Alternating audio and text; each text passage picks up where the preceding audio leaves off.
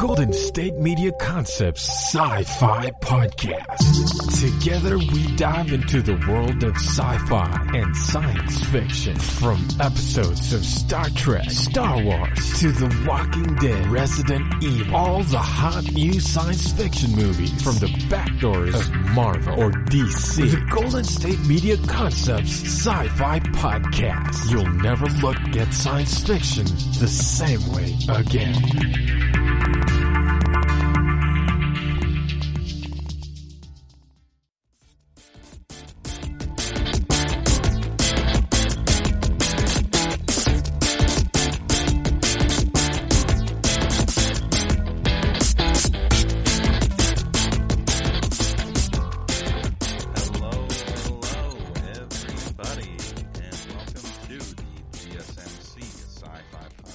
Brought to you by the GSMC Podcast Network. My name is Keith. I am your host for today. It is Wednesday, which is later than Sunday, and Sunday we finally got to the end of the second Hyperion book, and today we're going to talk more about that. No, I'm just kidding. We're not going to talk more about that. Today we're going to be talking more about A Scanner Darkly, which is the other book that I've been reading / we've been reading. I know this is called the SciFi Podcast, but it's basically, it's kind of become a book club at this point, which is totally fine. There's lots of science fiction, there's lots of interesting science fiction stuff that's been kind of happening. There's been some stuff coming and going on Netflix. I think Ex Machina is leaving Netflix this next month, which is kind of a bummer. But, it is what it is. Not everything is going to stick around forever. So, watch it while you can, I guessed. Or I guess. Yes, I guess. Not I guessed. So.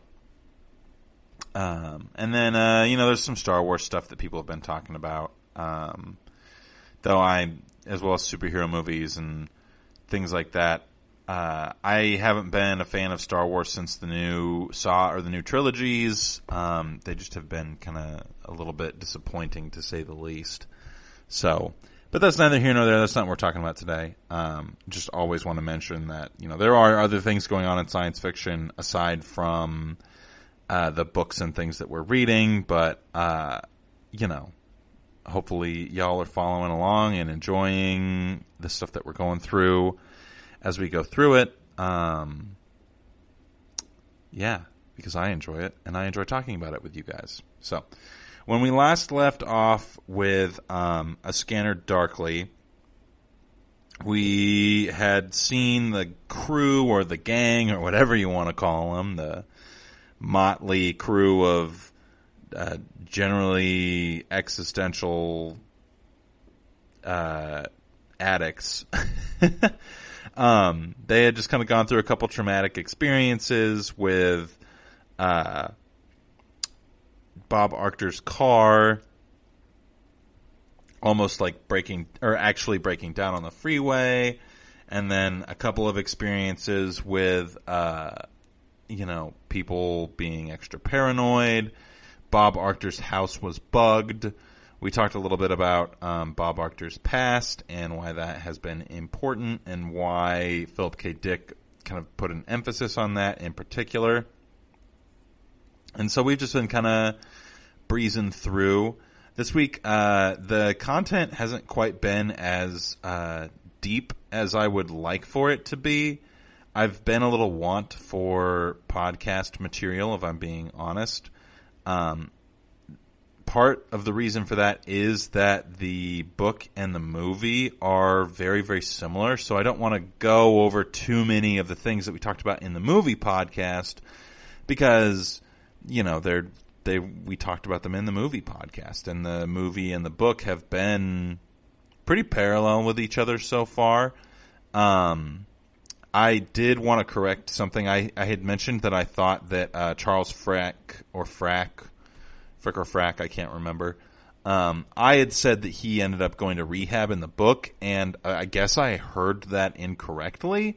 Because he just appeared in a scene recently but I swear that Arctur had said that he ended up in rehab, so he may have just gone for rehab for a short period of time and come back. Who knows exactly what is going on as far as this book is concerned. One of the biggest things about the book is that you can't really rely on the narrator as much as you would really like to. You can only rely on kind of like, I don't know, a basic understanding of what it is that he's saying, because some of it's fake, some of it's real, and that's kind of part of Phillip K Dick's goal with the book, is to make you question what's fake and what's real. So one of the first things that happens when we get back, or when, from after what we were talking about before, is that Bob Arctur goes obviously home, and Barris and Luckman find out that Donna is indeed the one who had entered the house. And we get a little bit of a deeper glimpse into the relationship that Donna has with Bob Arctur, which is good for us to have more knowledge about that, because their relationship is important, I think. There's a whole chapter specifically on Bob Arctur's interactions with Donna, and based off of his feelings for her.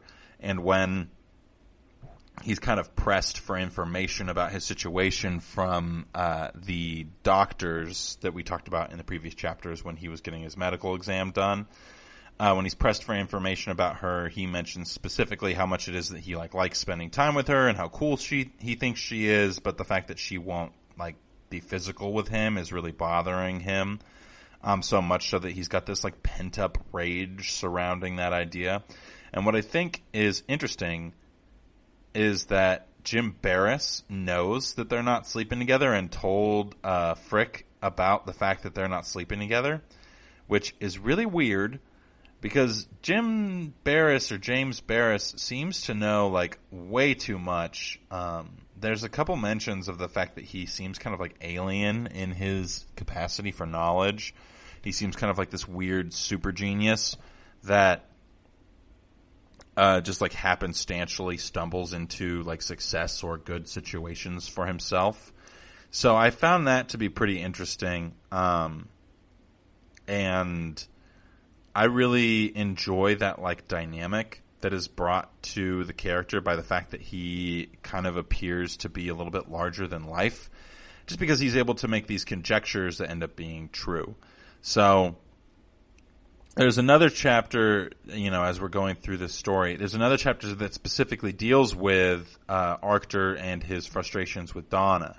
So Donna happens to see him on the street one evening walking. I believe it's right after Arctur has watched some video, which we'll talk about probably in the next segment here.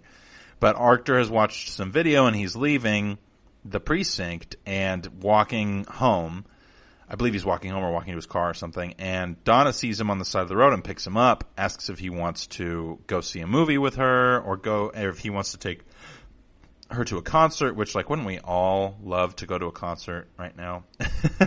And so she ends up driving him back to her place. They end up staying there and getting high, and Arctur tries to ask if he can hold her, and she gets very defensive and upset and starts making up these weird excuses that involve how much cocaine she does, and that she has to be careful with her body because of the cocaine. And she even yells at him to leave her body alone, even though he's nowhere near it and not touching it in any capacity. And so there's definitely, I don't know if Phillip K Dick is trying to indicate a trauma or something like that with her, and her trying to cope with that, or if he's just trying to emphasize that Donna is kind of in this position of wanting something out of Arctur, but not being willing to engage or connect with him in that capacity, which she won't like just communicate about up front, or Arctur is like not hearing it, which I mean, talk about an accurate reflection of relationships where one person is not willing to hear the other person's statement of this is what I want or don't want. Interesting that Phillip K. Dick would kind of incorporate that. But what kind of makes this instance specifically interesting for me is that Donna is trying to say that she's like trying to keep her body pure in some capacity so that she can do drugs more effectively and so that she can traffic drugs more effectively, which doesn't really make sense to me, but I think in some capacity that's what Phillip K. Dick is trying to do or say or show us is that like kind of like this like superstitious religious type element, and kind of I think it could be viewed as a commentary on the fact that a lot of societal pressure has caused women to believe that their value comes from the purity of their physical existence. And I don't necessarily know enough about Phillip K. Dick's personal views to know if that's what he's trying to say, but what I kind of got out of it is that like there is this certain level of like disgust that Donna has with physical intimacy that keeps her or prevents her from being able to engage in that act with Arctur. And in addition to that, I think that she just doesn't like Arctur that much, but she likes the attention that Arctur gives her. And so for her, it's just as easy to kind of like maybe not intentionally string him along, but let him string himself along rather than like saying something to him. And ultimately, like, it's not her responsibility to say to Arctur, hey, I don't like you that much. And, you know, she should be Phillip K. Dick is just like, he's basically, what I'm trying to say is he's making a realistic character. Like, the character is behaving in a way that is a specific type of unhealthy in a relationship that is like very common to relationships, and that like simultaneously like shows us a lot about the character and also shows us a lot about the ideas of relationships that we might have ourselves. And so when Arctur goes to talk or tries to make a move on Donna, she basically says like, nah, you're too ugly, homie. And he just is justifiably upset because that is a mean thing to say. But I mean, at least it was an honest thing to say in some capacity. So Bob Arctur decides to leave, even though the two of them had just spent an hour or so getting high, getting ready, and going to watch like this specific movie. And I think that the movie that Phillip K. Dick chooses to talk about is, we know that it's chosen specifically because Phillip K. Dick doesn't choose things accidentally, and he picked the Planet of the Apes franchise, which I think is interesting because there's 11 of them at this point, which I think is just a ludicrous number. And it's funny that in the 70s, when Phillip K. Dick was writing this, there were not that many Planet of the Apes films, and now there almost are that many Planet of the Apes films, which is just crazy to me. I think that at the time Phillip K. Dick was talking about how like people just, you know, the producers, directors, all these individuals who are involved in the entertainment industry, they kind of just, they capitalize off of like already established ideas rather than creating new ones. And I think that that's kind of what Phillip K. Dick is trying to comment on, is this commercialization of like what would normally be considered to be a sincere medium for entertainment. And I think that he in particular is not a fan of this thing, of the idea of individuals who take advantage of a system in order to capitalize on like the kind of like basic entertainment needs of individuals. And that's what the Planet of the Apes ultimately kind of does. And then he also kind of, I don't know there was a TV show called Planet of the Apes that had a lot of content in it, so I'm not sure if this next statement is like a prediction by Phillip K. Dick about the ending of the series, because again, this was being written in the late 60s, and according to the timeline of Planet of the Apes that I looked up, most of the movies that we would be more familiar with weren't released until a little bit later. So I'll tell you what his prediction was for the end of that series and why it's pertinent to this particular novel right after this quick commercial break.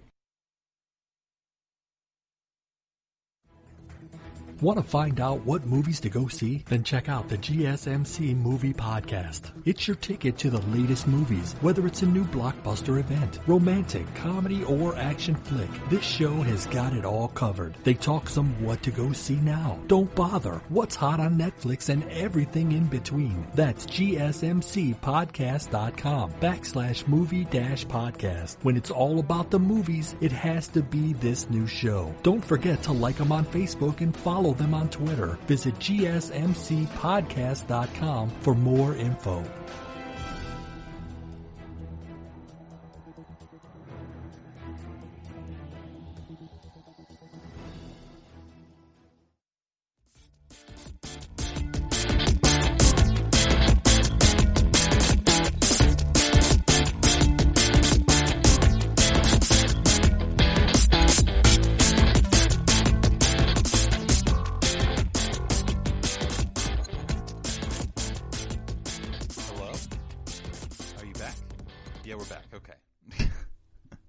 I haven't done that joke yet, so I thought maybe now would be a great time to give it a shot. I have a feeling that it was not necessarily a great time to give it a shot, because I don't know if that joke is ever really worth giving a shot. But too late now, can't go back. So sorry, not sorry, I guess. Right before the break, we were kind of talking about some of Phillip K. Dick's commentary on pop culture.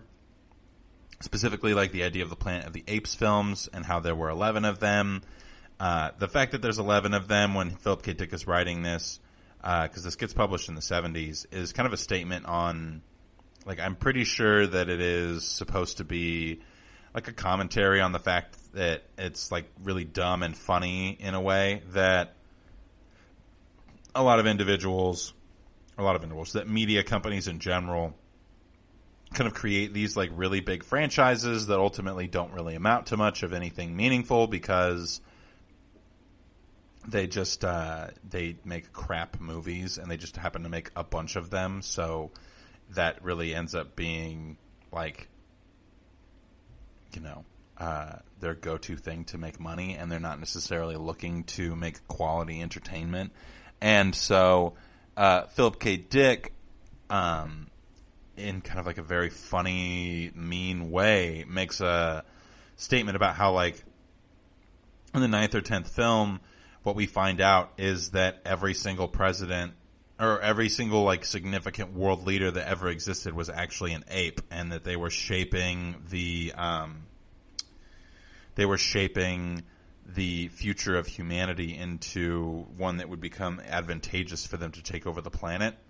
And so the implication there is that, like, the apes that are from the Planet of the Apes evolved in a more advanced fashion prior to humankind, and so they made humankind evolve into the thing that they wanted them to. So it is different than the Planet of the Apes that we know, which says that the apes evolved from like the apes that you and I are more familiar with. So I think that's also the original plot. But regardless, the reason that Phillip K. Dick does this, I think, is 2 or 3-fold even. Because he, you know, obviously he's making fun of how ludicrous that would be, and how kind of like it's this like a very extreme ending that they're going to make up so that they can kind of like keep creating more films of like, oh, look, this guy was also an ape, but oh, look, this guy was also an ape. So it's like kind of creating this like falsification of history that is like cheap in some capacity. And I think that Phillip K. Dick is, of course, trying to insult pop culture in general. I would be seriously surprised if he was doing anything less than that. To it's pretty obvious to me that Phillip K. Dick holds a lot of disdain for like basic entertainment and like basic, like base level literature, films. I think it's pretty obvious from the way that he's had Bob Archer depict suburban life.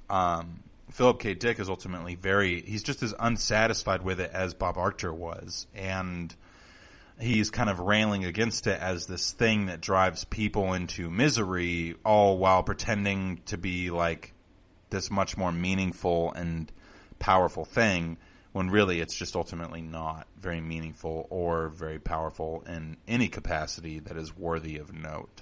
And so that's kind of, I think that's one of the numerous reasons that he's bringing this up. And then I would say another reason I think is that I think Phillip K. Dick deals a lot with, or wrestles a lot with, this idea of determinism versus free will would be the best way to describe it. And I know that this is like just this one little line, so why are we taking so much time to talk about this? But I think that in some capacities, a lot of this book and a lot of Phillip K. Dick's other books deal with, frequently his characters deal with this: should I make a choice? Should I make a different choice? Which choice is the right choice? And does it even matter if I make a choice at all? Like, I noticed this a lot in both of the Blade Runner films, both 2049 and the original, that the characters kind of seem to have this like burden of choice on them, and they ultimately, the main characters of both of those films, end up in situations where they kind of are forced to make a decision by either not making a decision, or they're just put into a situation where it's very difficult for them to know what decision is going to be the right decision and what decision is going to solicit the success that they want, because ultimately if they make no decision, they're almost better off. And the reason that this has anything to do with anything is because I think that Phillip K. Dick is constantly commenting on this idea of free will versus determinism. So determinism basically says that the world is going to be the way that it's going to be no matter what any of us do, and everything that we do contributes to this predetermined, very fatalistic, if you want to use like a Greek tragedy term to sound smarter, a very fatalistic viewpoint. And so I think that we're going to notice a lot of that. I've already noticed a little bit with Archer and Frick, where they both kind of get put into these situations or have this mindset of like, well, if I do this thing, then this thing might happen, and this thing might happen, and this thing might happen, and I'll have done something and been part of the volition of this thing happening. But ultimately, would it happen if I didn't do it anyway? Like catching the bugs, or the bugs in itself, that the chapter 1, that whole thing kind of feels very like nihilistic and very like, well, it's just determined that these bugs will be here, and it's determined that they're going to bother only me and that nobody else will see them, and I just kind of have to like live with that. And then when he tries to make a choice, ultimately that choice is like useless because the bugs aren't really there, so it's not really helping him or anyone else for them to try to capture them. And so I think that in his statement, this one little line about the Planet of the Apes films, he's kind of doing something similar to that, where he is depicting this like deterministic kind of outcome of the world based off of the way a movie was made, which I think is really, or the way that he thinks movies will be made in the future, which I think is a really astute and intelligent way to like make that commentary, as well as to kind of present that idea, because it's such a ludicrous thing to say like, oh, Alexander the Great and Caesar were both apes and human beings didn't even notice. To say that is just like a little bit more than ridiculous. And so to be so sensational about the way in which he's kind of like presenting this idea of things ultimately becoming the way that another being has willed them to be outside of the volition of human beings, I think is just important to kind of take note of, not because of only this specific instance, but because of multiple instances in which that happens.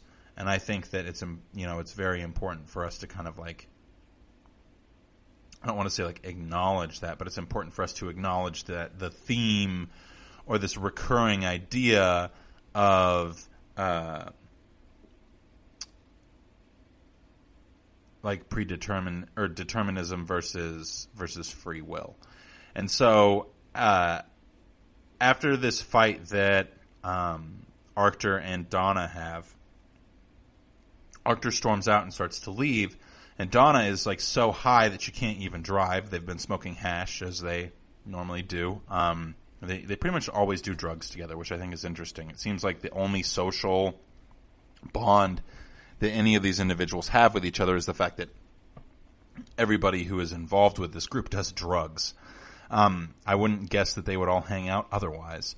And so Donna goes chasing after him while she's high, and he has this like scene in the fog where he waits for her, and they kind of talk about nothing really. They talk about like dealing more drugs and doing more drugs. And Donna asks him if he's still going to go with her to the movies, and she indicates that she's under 21, which I find to be really interesting because we didn't know that information previously. And we get a little bit of discussion about like, well, actually we don't get any discussion of how that's kind of weird that like people won't serve her alcohol, which I find to be very odd because it doesn't seem like this world very much. Well, it seems like this world cares, but also simultaneously doesn't care, I don't know, about drugs in general, which a lot of this novel, there's a repetitive theme of, like, Donna, for instance, says, like, well, you do substance D, and I snort cocaine and smoke hash, and so, like, you don't have any right to judge me. And there's this weird, like, quantification of addiction and of the way in which drugs affect people. I know it's Phillip K Dick's, I don't want to say attempt because he's pretty successful with it. It's Phillip K Dick's methodology for critiquing the arbitrary ways in which people categorize drugs as being good or bad. And ultimately, like, there's no reason for us to assume for any particular reason that one drug is any better or worse than any other drug. They're all ultimately kind of the same thing. And on that note, Arctur is when he's smoking the hash with Donna and talking to her, he realizes that the hash that she smokes is cut with opiates. And opiates are super addictive. And so he starts talking about how she's going to end up needing these opiates all the time in order just to function. And she says, oh, I'm already there. And Arctur basically says, like, well, you're only going to live for like 6 months. Once you start doing opiates, your timeline is 6 months. Which in some capacities almost seems more desirable than substance D because at least opiates will kill you. Substance D just kind of like destroys your brain, and then you just exist as a shell of a human being for the rest of your life. And so opiates don't seem all that bad, but then, you know, Donna, of course, retorts by saying, like, well, you're on substance D, and you're hooked on that, and so, like, why does it matter if I'm hooked on this thing? Like, don't judge me. Don't try to change me. And so in some capacities, I think that Donna really represents, like, your archetypal addict, who is not interested in anything like constructive, being a part of their worldview.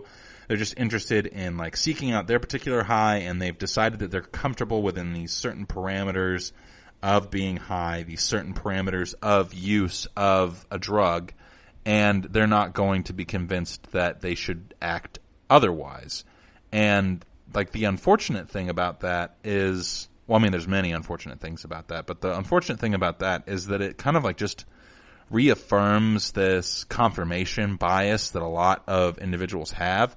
It's kind of like the paranoia and things that Bob Arctur is experiencing with his substance D habit.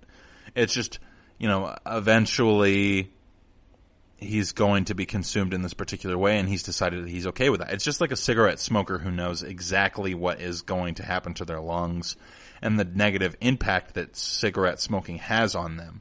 They kind of just look at it as, well, you know, the benefit to loss ratio is in my favor because I really enjoy cigarettes. And so they'll continue to smoke regardless of knowing how bad smoking is for you. That's why a lot of those things that portray smoking as so bad are really targeted at kids, because you want to catch someone early before they've learned to justify their addiction. And that is exactly what it is that Donna is doing by advocating for herself in the way that she is advocating for herself against Bob Arctor in this particular argument. So that's pretty much, Arctor and Donna. They end up going back to Donna's apartment, and that's kind of where we're going to leave off with them. But we've got a couple other situations to talk about, so we'll talk about those right after this quick commercial break. Tired of searching the vast jungle of podcasts? Now listen close and hear this out.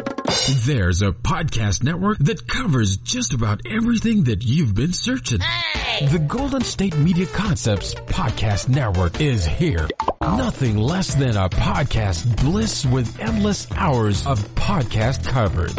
From news, sports, music, fashion, cooking, entertainment, fantasy, football, and so much more. So stop lurking around and go straight out to the Golden State Media Concepts Podcast Network. Guaranteed to fill that podcast itch. Whatever it may be. Visit us at www.gsmcpodcast.com. Follow us on Facebook and Twitter, and download us on iTunes, SoundCloud, and Google Play.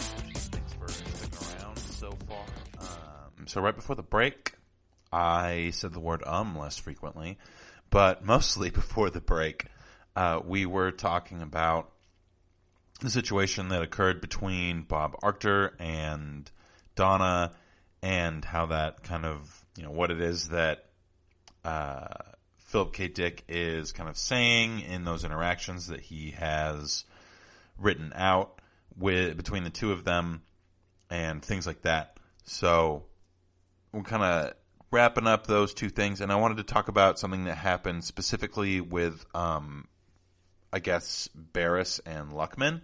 So Luckman and Barris, or as we know, Arctor has now started watching the film of his home, and he goes, so Bob Arctor, who goes by Frank when he's watching the film and working, is now watching film of himself at home.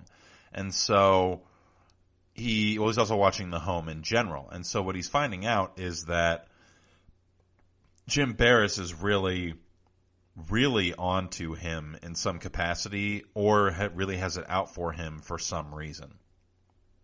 So while Arctor is watching the film, he sees that Jim Barris watches Ernie Luckman basically almost choke to death. And this is part of what incites Arctor's interactions with Donna earlier, because he starts talking with Donna about how Barris is basically trying to Barris isn't actively killing people, but he is always around when people are going to die, or he sets it up so that he can be around when someone dies or almost dies. And so Ernie Luckman is choking on something, and Barris is just totally ignoring him. And this is right after a conversation that they've had where it seems like the two of them are friends in some capacity. And so it's really interesting to me that Barris is kind of playing this very specific game of friendly interaction and espionage behavior. It's difficult to kind of encapsulate everything that Barris is doing with these guys, knowing the information that I know based on the movie and not being that far in the book. So the conflict that I'm kind of running into with discussing this stuff is that in the movie, Barris turns out to be like, you know, it's confirmed for us that Barris is the one who is giving the tips on Arctur.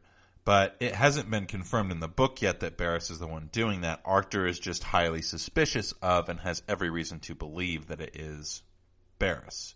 So for me to kind of talk about the book effectively, I have to omit what it is that I know from the movie because I'm not sure if that's going to be accurate to the book.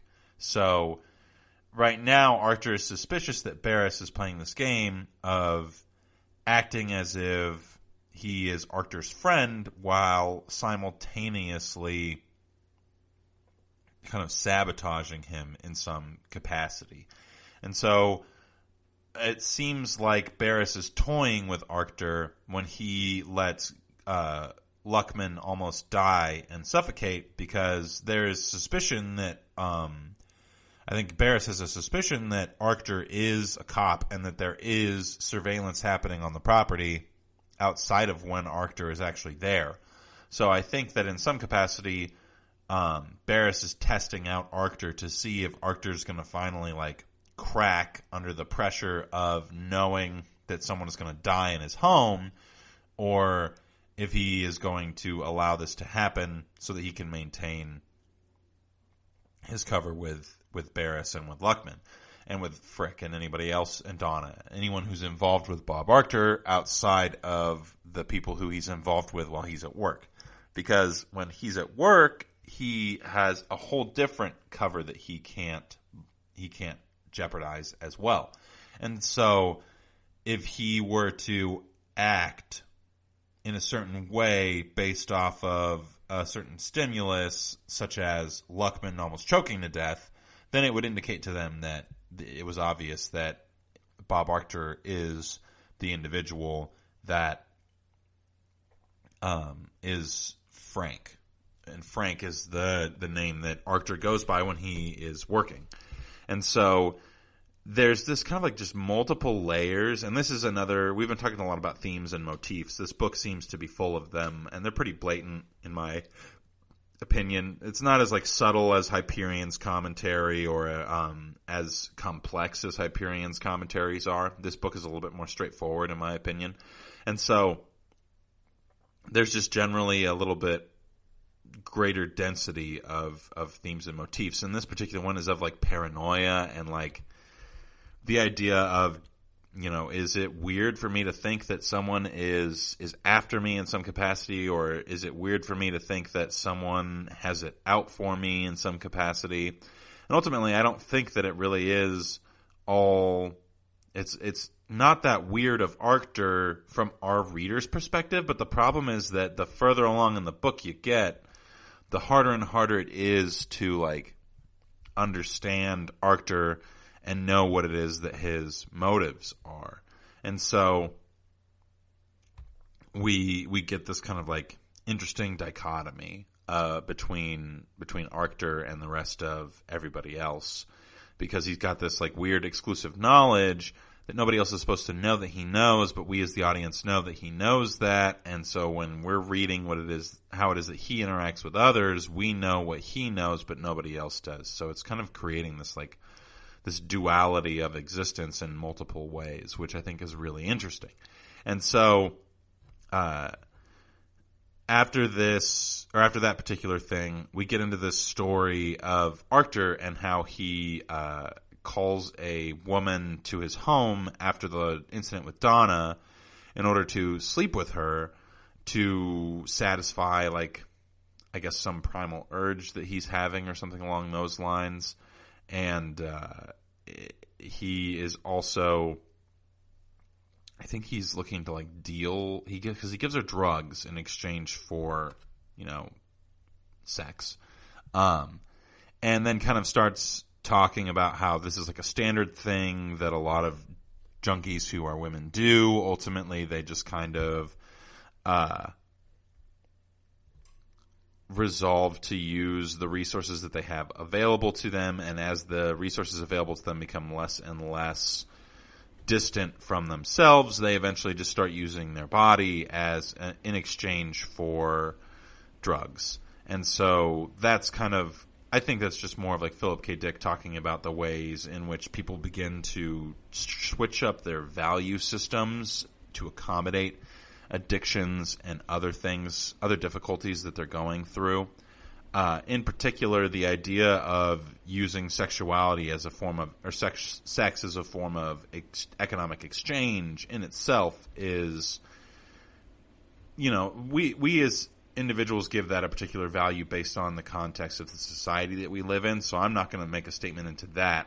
But the time at which Phillip K Dick was writing this, generally that particular profession was viewed in a different light than it would be today. And so for him to be saying that, like, hey, this is kind of what is the default, a lot of this book is just kind of like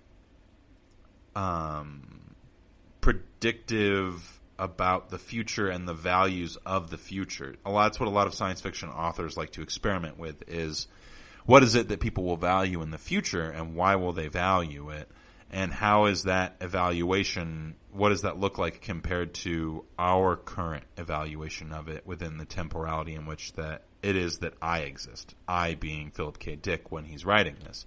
And so I think that part of the reason that he includes this particular woman is because he wants to show that there is this particular degradation of a certain moral value that society has because of the presence of this drug. And that, in my opinion, is something that's like another, again, common motif throughout this book, is that there is a slow degradation of the morality of the time at which Phillip K Dick is writing this. There's going to be a slow degradation to the point at which the only thing that's important is getting your fix from different things, and you just kind of justify it as you go. But the reason that I think he's saying that in the way that he's saying it, by using like prostitution as an example, is that he's kind of trying to show us as readers the slippery slope that we would be walking down if we were to start saying, oh, well, like, you know, and replace substance D with almost anything that's addictive. That's the nice thing about substance D, is it's really just substance addiction. And so, like, replace it with your cell phone. You know, eventually at some point your cell phone is going to become more valuable than a lot of other things. You won't want to leave your house without it. You won't want to communicate with people in person. And like, these things are all just hypothesis.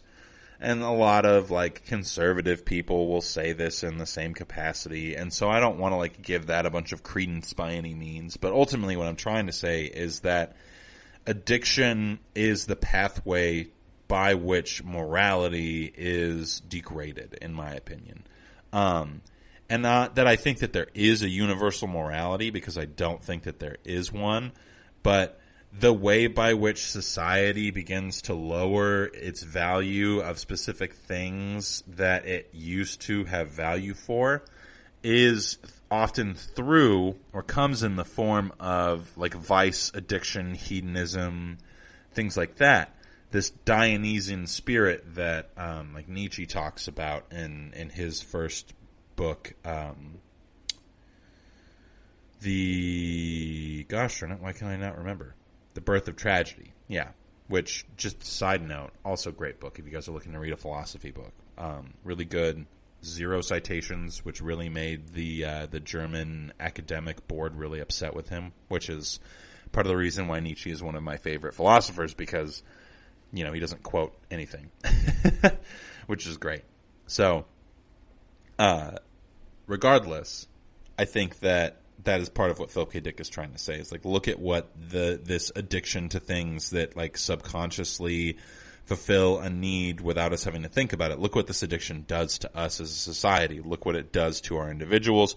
Look what types of values are solicited by individuals who, or are developed by individuals who are addicted to this particular thing. And so that's kind of what I think, or that's what I think he's saying. And after Arctur sleeps with this woman and he's fallen asleep, sleeps with and then falls asleep. You know what I mean? Has sex with and falls asleep. he wakes up and realizes or looks at her and believes himself to see Donna in bed next to him. And this is really weird because he's just had like this negative experience with Donna.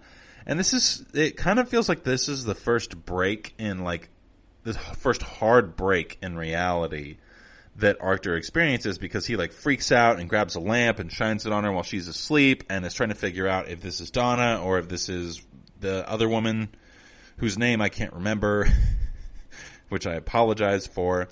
And so we get this really weird break in reality that, thankfully, this isn't the only time that it gets explored, but we get this interesting break in reality where we're kind of starting to see Arthur unwind a little bit. And I think that that's going to be something that we'll see a lot more of throughout this novel as it moves along. Because I think ultimately we're going to get to a place where Arthur is no longer a reliable narrator in any capacity, and so a lot of this is just going to be like interpretation or us trying to figure out which part of the paranoia is true and which part of the story isn't, and therefore we will be paranoid ourselves about the story. Because kind of what I'm getting from this book is that Phillip K. Dick's goal overall is to put us through every experience that Arthur goes through. And so in order to get us paranoid about the book, he'll have to get the narrator to be completely unreliable. So we'll be trying to figure out what's real and what's not. So we got just a little bit more to talk about. So we're going to take one more quick break, and then we will be back after that.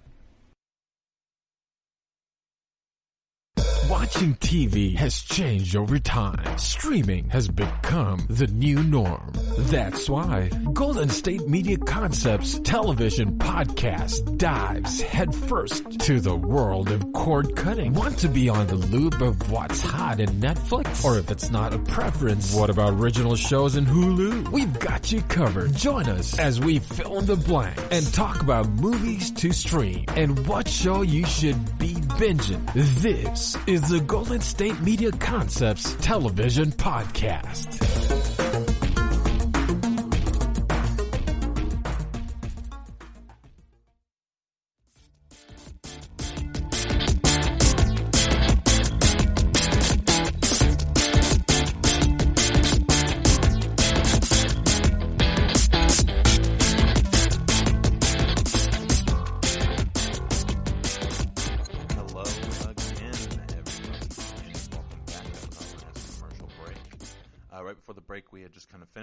Finished up talking about some of the suspicions that we have about Barris, as well as the situation that Archer found himself in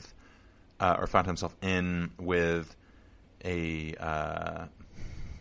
fellow junkie, I guess, would be the best way to phrase it. Specifically, his sexual involvement with her in exchange for drugs. So we kind of talked about that a little bit. And then we kind of wrapped that up. So the last thing that we're going to talk about today, as far as this book is concerned, is a chapter that came after that chapter, obviously.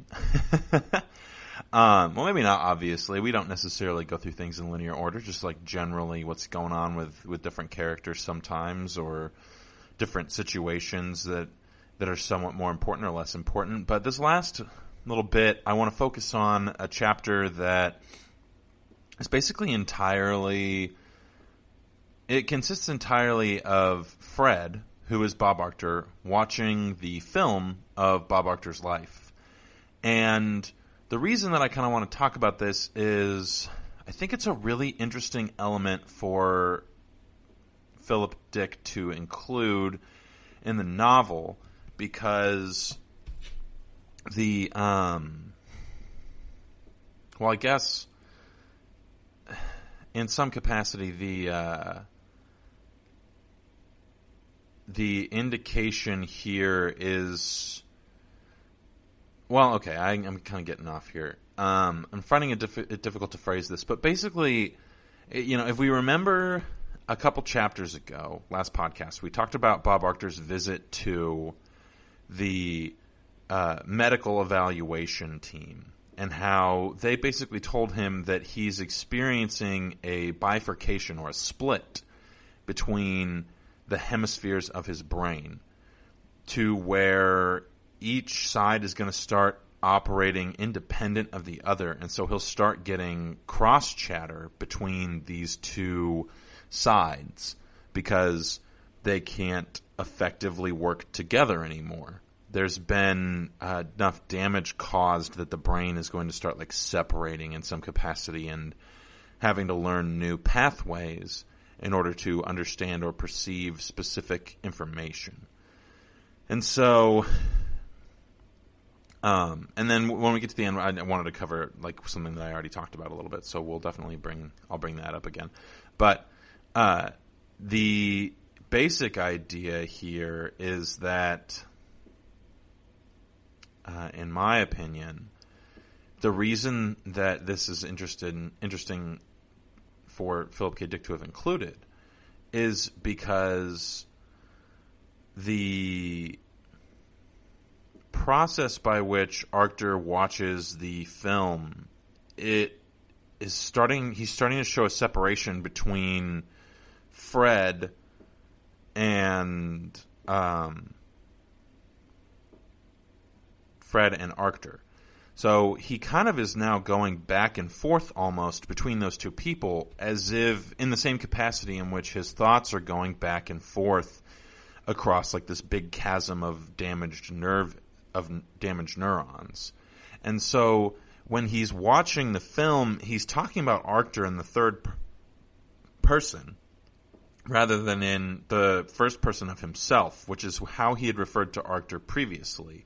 So, like I've mentioned before, like literally just before this section of the podcast, I think that one of Phillip K. Dick's main objectives in the writing of this novel is to get us to kind of like in some way live the experience that Bob Arctur is going through. And so we are also going to experience the degradation of his nervous system, and we're going to start like kind of feeling that dissonance through the stylistic choices that it is that Phillip K. Dick is going to make as he writes the novel.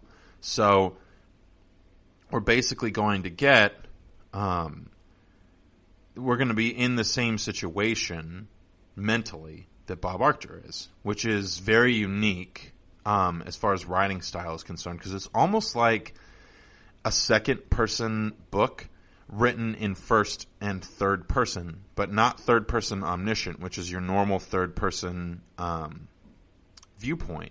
It's written in, I would have to say, just regular third person, because the third person is kind of omniscient, but only in the sense that he knows what's going on in a way that other people don't. And that is part of what makes him so alien to other people. Part of what makes this book a science fiction book is that there is indeed like a lot of alienness to it. And so I think that it's important to mention that Bob Arctur is experiencing this like separation between his two personalities of like his work persona and his non-work persona, I guess, would be the best way to phrase that. And so I've found that to be just really interesting. So as he's watching the film, he's kind of going back and seeing a lot of the same things that we've already seen, but from a different perspective, from the perspective of Frank rather than from the perspective of Bob Arctur. And so there's a lot of insight that's being given to us. And then in addition to that, we find a little bit out about Barris and his involvement with all of this, because what we find out is that James Barris is researching hallucinogenics, and I don't know if this would have been common knowledge at the time or if it's just something that maybe Phillip K. Dick had picked up on, but hallucinogenics have substantial impacts on the brain function of individuals, especially mushrooms, which is what Jim Barris, I don't know why I'm so bad with names. I apologize, everybody. James Barris, it's what he's reading about. And so he's reading about these mushrooms and then tries to sell them to Luckman, and Luckman says, how do I know they're real? And Barris says, well, I got them in this, like, they arrived in like a ceremonial pot or something like that. And so there's just a little bit of discussion there, but nobody ends up really wanting to buy any from him because apparently it's too expensive, and they just think it might be like watered down acid instead of actual mushrooms because Barris. Yeah, the relationship that everybody seems to have with each other, I wouldn't necessarily call it friendship in any capacity, especially when it comes to Barris. It just seems like people kind of tolerate him, and Luckman kind of tolerates. Everybody kind of tolerates each other, but like hangs out all the time, which is weird. It's almost like just like an emphasis on this idea that human beings are like so dramatically creatures of habit that they can't like learn anything new, and they don't really want to participate in new things, even if it would be to their benefit, which ultimately not associating with Barris would be to everybody's benefit, because what Arctur realizes is that Barris is cutting things with drugs. He's just sticking drugs in everything. He's even sticking drugs in drugs. And he blames Barris for the brain damage that has been caused to him that is causing him to have this cross chatter between different sides of his brain, which I think is interesting because it's not as if Arctur hasn't been doing Substance D. He has. He takes Substance D regularly. He's addicted to it, and he's playing this like very dangerous game with that addiction. And so the fact that he would blame Barris for his brain damage, to me, is just another contributing factor to this paranoia, which is clearly a symptom of addiction to Substance D, as we saw with the interactions that Charles Frick had at the beginning of the novel in the very first chapter, where he's paranoid that there are these bugs or these aliens that are bringing bugs into his apartment and just leaving them there to suffer and so that he can suffer. And eventually, like, he starts to wonder if the bugs are torturing anybody else and things like that. And so it's really interesting to see just kind of like the way in which the behaviors that Bob Arctur is engaging in start to become justified by Bob Arctur himself. And so that portion is definitely interesting. But if we remember correctly, or if we want to look back, Bob Arctur mentions earlier on in the novel that the worst thing that could possibly happen to a narcotics officer is for them to be found out without them knowing, and then for a pusher or a dealer or somebody to drug them in a way that causes permanent brain damage. And so there's this suspicion that Arctur has that Barris has found him out, because now Arctur is under investigation by the very department that he works for on what he believes is a tip from Barris himself. And so there's just this weird realization and this weird paranoia that Arctur is now engaging in. And in addition to that, what we find out is that Barris is doing things. I think Barris is doing things in order to specifically try to incite Arctur into giving away his cover so that Barris can confirm something. But Barris is doing it in a way that is like, I would say benignly malicious. Like, so Barris tries to get copies of the keys for the car in the house, supposedly, which I thought Barris was a roommate, so it kind of doesn't make sense that he would need a copy of a house key, but I'm not totally sure exactly how that works. And so Barris calls a locksmith and tries to get copies of the keys. At least this is Bob Arctur's suspicion, that Barris calls to get copies of the keys, uses Bob Arctur's name, and then when the locksmith wants to verify the identity of the person asking for the copies of keys, he asks for identification, and Barris uses a check from Arctur, and then basically but picks a specific check that he knows will bounce, so that Arctur won't see it on his statements if it were to go through. But it doesn't go through, and so he doesn't get the keys, and he doesn't get anything. At least it's kind of the indication. But when he's talking to the locksmith, he speaks as if he's absolutely like a heroin addict. And this is something that Arctur states, not that I'm stating. Arctur says, Barris is depicting me as a heroin addict to this locksmith, and is Barris is using explicit language that explicitly indicates that Arctur is a druggie and that he's not going to make good on the dues that are being requested by the locksmith. And so I think that we're kind of faced with this, is there this grand scheme that Barris has in order to flush out Bob Arctur? Is he, what is it exactly that he's trying to accomplish? And I think what we're kind of supposed to gather from this interaction is that Barris is trying to set up a case against Arctur in some capacities, which is very odd, in my opinion, because it almost seems as if Barris would have no reason to do such a thing unless he knew that Arctur was who he says he was, or if Barris thinks that Arctur is the one who has connections to someone higher up and Barris is trying to take his spot, because Barris is also a dealer. So we're kind of faced with this weird conundrum as readers. Is it possible that this druggie is really that smart and has figured out how to do all this stuff and things like that? Or is it just that Bob Arctur is that paranoid? And so I've found that to be very interesting, and I think that's been a very unique writing tool that Phillip K. Dick has employed as a part of this story. So that's all we've got for you guys this week, or all I've got for you guys this week. On Sunday, we'll be starting the next Hyperion book, which is called Endymion or Endymion. E-N as in Nancy, D as in dog, Y, M as in mom, I-O-N as in Nancy. So it's pretty good, I think, so far. Haven't gotten very deep into it, but I'm really looking forward to getting more into it and discussing it on Sunday. If you guys like the podcast, make sure you follow us, give us a review on Apple Podcasts or wherever you listen to your podcasts. And other than that, stay safe out there. Let's all knock on wood that these restrictions start to lift and that a lot of the people who are experiencing sickness right now are able to recover, and that we can find a way to stop spreading this around so everything can kind of go back to normal. So we will all be crossing our fingers for that, that's for sure. So thanks again for listening, everybody. Really appreciate your time, and we'll talk to you again on Sunday. Have a good night.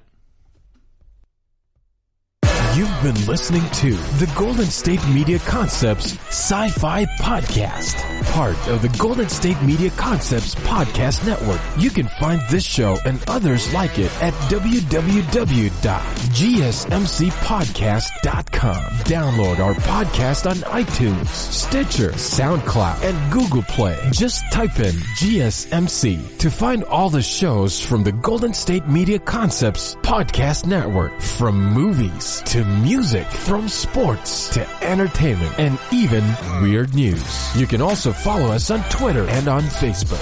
Thank you, and we hope you have enjoyed today's program.